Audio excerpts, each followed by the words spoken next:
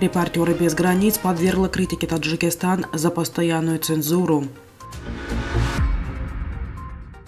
В новогоднюю ночь полиция задержала около 2000 мигрантов в Санкт-Петербурге. В России с 1 января прекратило свое действие соглашение о пенсиях со странами СНГ. ЕС предложил Китаю бесплатные вакцины от COVID-19. Международная организация «Репортеры без границ» подвергла критике Таджикистан за постоянную цензуру и призвала освободить осужденных в 2022 году журналистов. Об этом сообщает служба новостей Центральной Азии.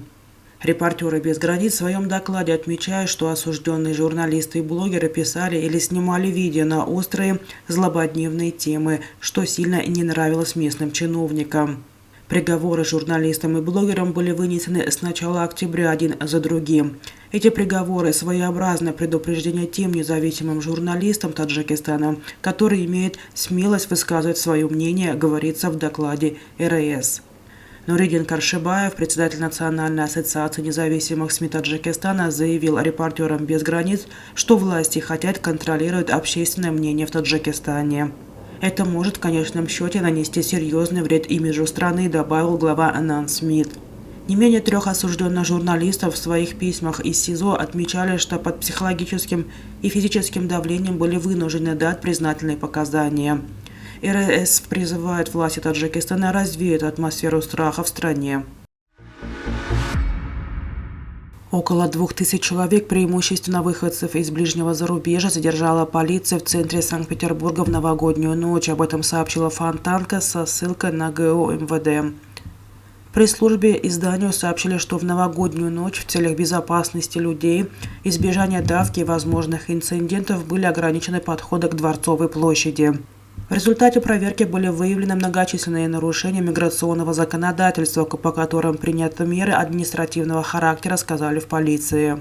В ГУ МВД также отметили, что во время праздничных мероприятий на Дворцовой площади удалось предотвратить более десятка попыток использования пиротехнических изделий, что при большом скоплении людей могло привести к трагедии. Видео и фото задержания в Петербурге ранее опубликовала Фонтанка. Ролики, на которых видно, что силовики задерживают людей в Москве, также появились в телеграм-канале СОТА. ГУ МВД по столице о задержаниях не сообщала.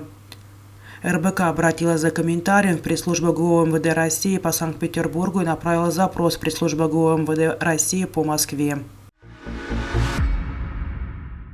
С 1 января 2023 года в России прекратило свое действие соглашение о гарантиях прав граждан государств, участников СНГ в области пенсионного обеспечения. Об этом говорится в сообщении МИД Российской Федерации, опубликованном на официальном портале правовой информации.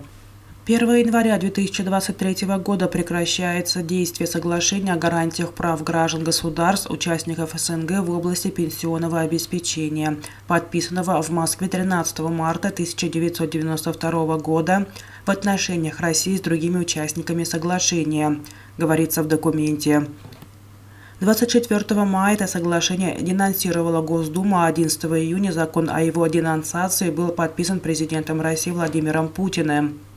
Соглашение предусматривало, что при установлении права на пенсию гражданам каждой из стран-участниц учитывался трудовой стаж, приобретенный на территории бывшего СССР. При этом отмечается, что в настоящее время ведется работа по заключению новых двухсторонних соглашений в пенсионной сфере, основанных на принципе пропорциональности. То есть предусматривается так называемый экспорт пенсий государства, в котором заработанные пенсионные права в государство постоянного проживания гражданина.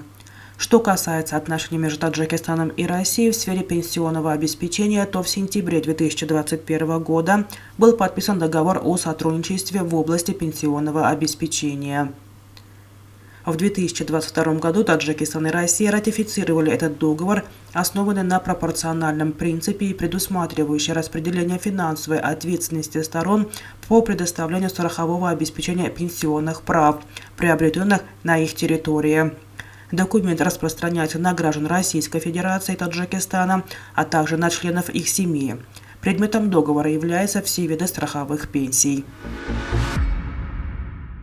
ЕС предложил Китаю бесплатные вакцины от COVID-19, чтобы помочь Пекину сдержать массовую вспышку после решения отменить строгие общенациональные ограничения, связанные с пандемией. Об этом во вторник, 3 января, передала британская газета Financial Times.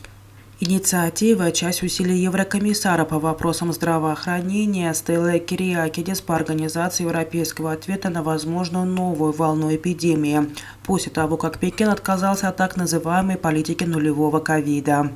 Комиссар Кириакидис обратилась к китайским коллегам с предложением о солидарности и поддержке, включая экспертную помощь в области общественного здравоохранения, а также пожертвования вакцин ЕС, предусмотренных от различных вариантов коронавируса SARS-CoV-2, отметил чиновник.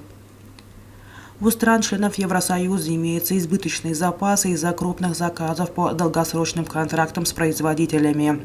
Пекин пока не ответил на это предложение, добавил собеседник издания.